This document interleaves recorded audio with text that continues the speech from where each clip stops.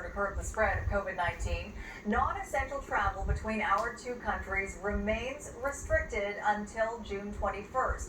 Our Paul Johnson is live at the Point Roberts crossing for us. Paul, this comes as more people are calling for a plan to reopen that border because vaccination rates are rising in both countries.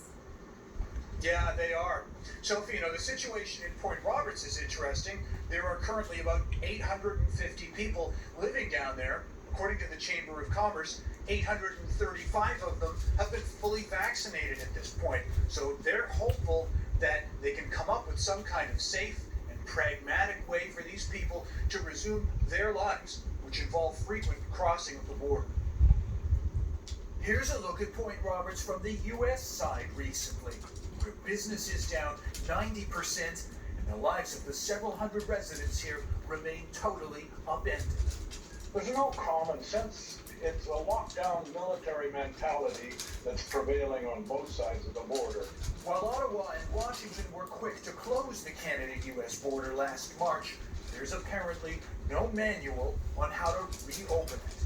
But it's really not clear what approach Canada and the U.S. are going to take in order to reopen the border.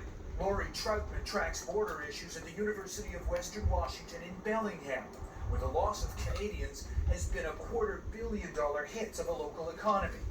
But the big concern, she says, is a longer-term frame of cross-border connections that have historically been the world's most prosperous.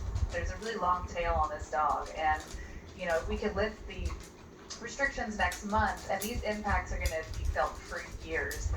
While a growing number of stakeholders say a phased reopening plan is overdue, the border is still a radioactive topic for many Canadian leaders, despite America's plummeting case numbers and soaring vaccination rate.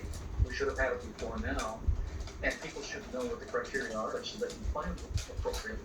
In the case of Point Roberts, observers say history may be a harsh judge of the failure of government to come up with a safe and sensible plan that would have allowed a few hundred people here to go about their cross-border lives. We're not North and South Korea, for God's sakes. We're allies. We're friendly. We're cooperative. What happened? It's bizarre. So it's not well known, but one of the interesting things they've done in Point Roberts to get through all of this is they've taken an old whale watching boat and they've repurposed it to make ferry runs between Point Roberts and Bellingham. It goes twice a week, but it's 2 hours each way. It's not very convenient. One of the things they tried to do was to establish a bus service that would go from Point Roberts, would drive down to Bellingham. It wouldn't open its doors while it was on Canadian territory, but would allow people to do their business. They say Ottawa shot that idea down. Sophie? Such a predicament for those people. All right, thanks for that, Paul.